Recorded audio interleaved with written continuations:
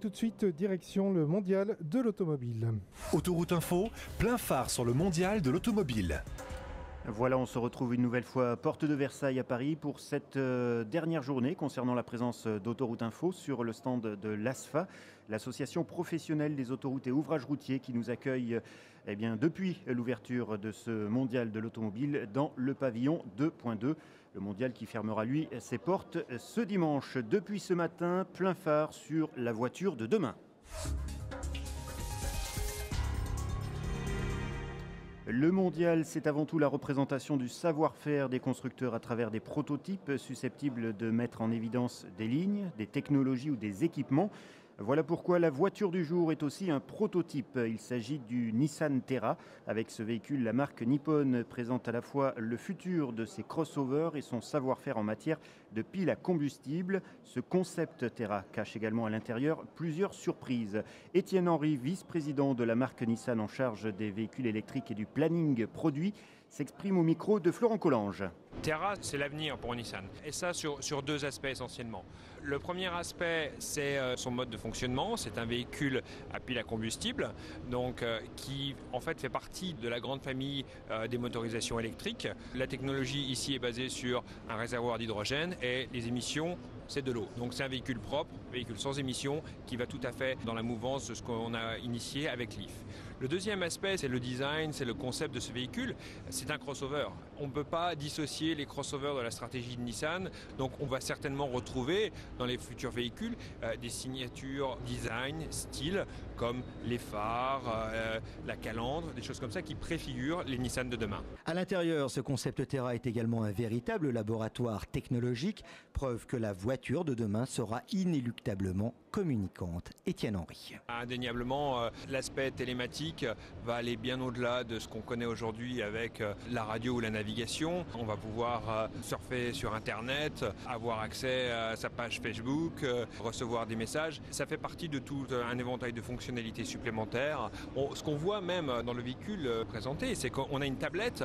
Maintenant, c'est un objet de la vie courante. Et cette tablette, on l'emmène avec soi, on la connecte dans le véhicule. On a ses données, on n'est jamais séparés. Donc la connexion, elle est très forte avec le véhicule. Voilà, le prototype Terra est à découvrir sur le stand Nissan situé dans le pavillon 1. Pierre-Yves Lebert, bonjour. Bonjour. Vous êtes cofondateur de Symbio FCL et on vient d'entendre un son concernant un prototype chez Nissan avec un véhicule donc doté d'une pile à combustible. Et vous, c'est quelque chose que vous connaissez bien car Symbio FCL, vous fabriquez des kits concernant la pile à combustible. Alors tout à fait, nous on fabrique des kits pour équiper un certain nombre de véhicules. Donc sur le mondial de l'auto, nous avons présenté un kit sur la Kangoo Z2. Donc ce kit a exactement la même technologie que la Nissan Terra qui a été présentée, c'est-à-dire que ça fonctionne à base d'hydrogène. Et en fait on va rajouter, on va rééquiper la voiture après, qui est une voiture standard de chez Renault, une Z2 avec sa batterie. On rajoute un kit en fait pour doubler l'autonomie de ce véhicule. Donc en gros, dans une voiture dotée d'une pile à combustible qui va donc fonctionner à l'hydrogène, on a besoin de quoi, de mettre quoi dans une voiture, de l'eau ? Alors non, pas de l'eau. Justement, la pile à combustible, ça produit de l'eau après avoir transformé de l'hydrogène en électricité. Donc en fait, on met de l'hydrogène gazeux sous pression. Donc on va dire quelque part, c'est un peu un véhicule à gaz. On va faire le plein avec de l'hydrogène dans des réservoirs sous pression. Et cet hydrogène va être transformé par un procédé électrochimique en électricité et en eau. Alors, il y a différentes tailles concernant la pile à combustible en fonction des usages peut-être. Alors tout à fait. Là, ce qu'on a fait sur la Kangoo Z2, c'est une très petite pile. C'est une pile de 5 kW. On va dire quelque part, c'est une espèce de chargeur embarqué et qui permet de recharger les batteries un petit peu au fil de l'eau et de prolonger comme ça l'autonomie de la voiture. Donc 5 kW, c'est très peu, c'est 5 radiateurs, je dirais, d'appoint dans une maison. On fait des piles qui vont aujourd'hui jusqu'à 300 kW. Donc 300 kW, en termes de puissance, ce serait un gros 13 litres Caterpillar en version diesel. Alors on parle beaucoup de puissance, on parle aussi peut-être d'autonomie ? Tout à fait. Donc l'avantage de la pile à combustible, c'est que en fait, dans un volume en fait, relativement réduit, donc une pile à combustible avec ses réservoirs, c'est entre 3 et 5 fois plus petit en fait, qu'une batterie à énergie délivrée. C'est-à-dire que voilà, le kilowattheure est beaucoup plus petit sur une pile à combustible. Ce qui fait qu'en fait, on peut faire des engins beaucoup plus gros. Et puis surtout, sur les engins plus petits, hein, sur les véhicules automobiles, on va pouvoir avoir des autonomies qui sont de 500 ou 600 km, hein, en fonction de ce qu'on a embarqué comme hydrogène et comme taille de pile à combustible. Alors la pile à combustible, donc finalement, elle est susceptible d'équiper tout type de véhicule. Alors vous avez évoqué très vite des engins de travaux publics éventuellement, jusqu'aux 2 roues motorisées. Alors tout à fait. Aujourd'hui, il existe déjà des 2 roues motorisées. Suzuki a un scooter qui sont introduits sur le marché japonais à pile à combustible. Nous, on a à peu près 200 types d'engins qui ont été recensés, qui sont extrêmement variés. Hein. Ça va de l'engin de mine souterraine à l'engin de manutention. On a un projet aujourd'hui sur une dameuse de ski alpin, qui est un très très gros véhicule. Alors on peut justement, lorsqu'on évoque ces véhicules, parler de l'avantage. Pourquoi des véhicules, des engins qui vont sous terre, des engins de mine, on pourrait s'intéresser à une pile à combustible pour leur puissance, leur énergie. Comment se fait-il que ce sont ce type d'engins qui pourraient être intéressés? Alors, ce type d'engin-là, en fait, la première chose, ce sont les émissions, hein, les émissions de particules et les émissions de CO2. De particules, souvent, lorsqu'on est dans des conditions confinées, c'est vraiment de l'émission de particules, parce qu'on sait que les particules sont dangereuses pour la santé. Le deuxième vrai moteur, hein, c'est le bruit. Une pile à combustible, ça ne fait pas de bruit, hein, ça fait un petit soufflement de ventilateur, parce qu'en fait, on envoie de l'air dans la pile. C'est un petit soufflement. Et ça, on va trouver ça sur, par exemple, les gens qui voudraient faire de la livraison de nuit, typiquement. Hein, c'est de plus en plus à la mode parce que les centres-villes sont compliqués aujourd'hui en accès. Pour faire de la livraison de nuit et passer les fameux 65 dB, c'est-à-dire on entend 65 dB, c'est 3 personnes qui parlent dans la rue, en gros. Hein. Pour faire ces livraisons de nuit, effectivement, il faudrait des camions, et ces camions, il ne faut pas qu'ils fassent de bruit. Voir des engins qui travaillent sur des chantiers en pleine ville, tôt le matin. Donc, Tout à fait.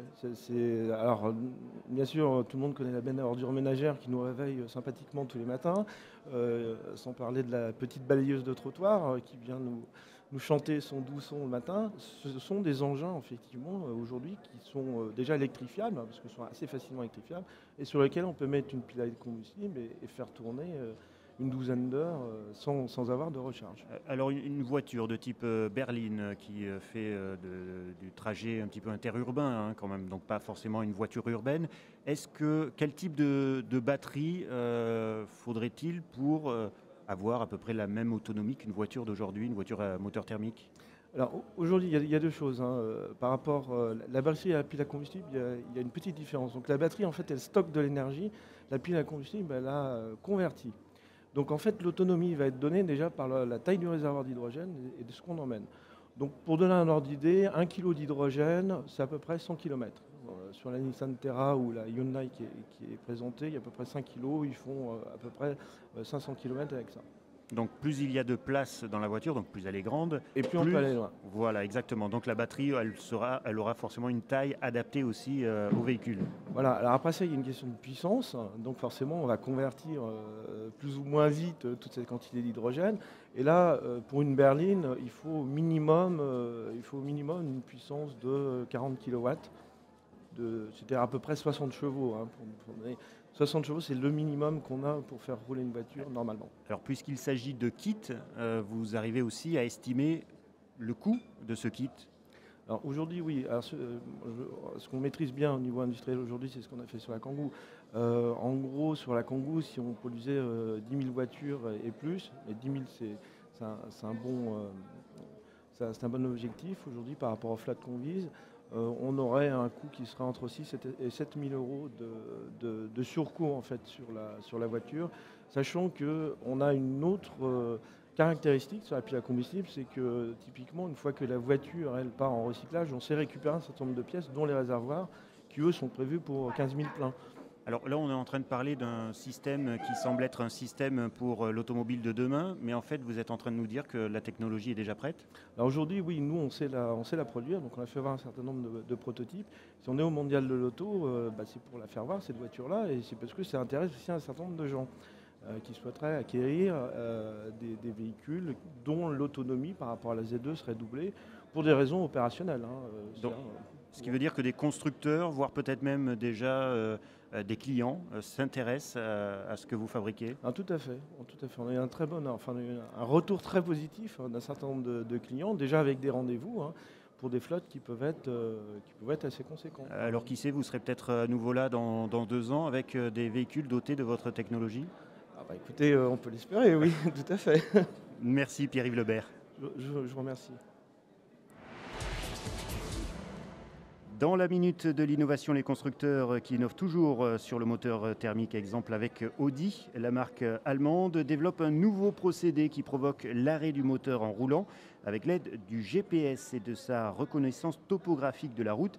Les explications de Richard Croc d'Audi France au micro d'Adeline Després. Alors aujourd'hui, on a une nouvelle technologie qu'on a lancée sur nos voitures, d'abord par les modèles plus sportifs et qu'on vient de décliner sur l'Audi A1, qui est la technologie cylinder on demand, c'est-à-dire lorsque vous accélérez, l'ensemble des moteurs et des cylindres fonctionnent, et puis lorsque vous décélérez, ça ne sert à rien de faire fonctionner tous ces cylindres-là. Et on en fait fonctionner plus que la moitié, plus que 2. À l'avenir, on va réfléchir maintenant complètement à la désactivation de la totalité des cylindres lorsque vous décélérez complètement. Donc on aura une baisse significative de la consommation qu'on évalue à 15% environ. Ça va être signifié au conducteur sur le tableau de bord? Bien sûr, aujourd'hui, de même, lorsqu'il passe de 4 à 2 cylindres, il a une indication. Là, à nouveau, il aura une indication lui-même de relâcher la pédale d'accélérateur parce que la voiture lui indiquera qu'effectivement, on en descend d'eau au plat et qu'on n'a pas besoin d'activer l'accélération de ce véhicule. C'est une technologie aujourd'hui qu'on a testée sur nos voitures, qui fonctionne. Le temps de la développer et d'avoir l'ensemble des validations techniques, c'est une technologie qu'on pourra découvrir chez nous à court terme, disons 2 ou 3 ans. En bref, dans l'actualité, un nouveau rapport confirme la situation financière tendue chez PSA. Sollicité par les représentants du personnel, le cabinet d'experts Secafi a présenté un premier volet financier ce jeudi, avant d'autres analyses industrielles et sociales attendues courant novembre. D'ici là, 3 réunions État, direction, syndicats sont prévues. L'un de ces rendez-vous sera avec Arnaud Montebourg, le ministre du redressement productif, et il a été fixé au 25 octobre. Et puis, l'Automobile Club dénonce le projet de loi de finances portant sur le nouveau barème des malus automobiles. Selon l'association, un automobiliste sur 5 serait désormais touché par ce malus. À titre d'exemple, l'acquéreur d'une Renault Modus neuve se verrait ainsi taxé de 100 €, celui d'un Dacia Duster de 2600 €. L'Automobile Club déplore aussi le fait que les familles nombreuses nécessitant un véhicule de type monospace seront lourdement pénalisées.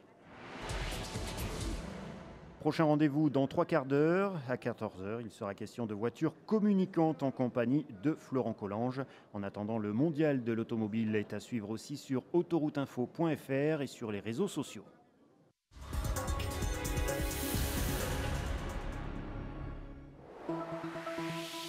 Liberté, vacances. Si vous utilisez vos chèques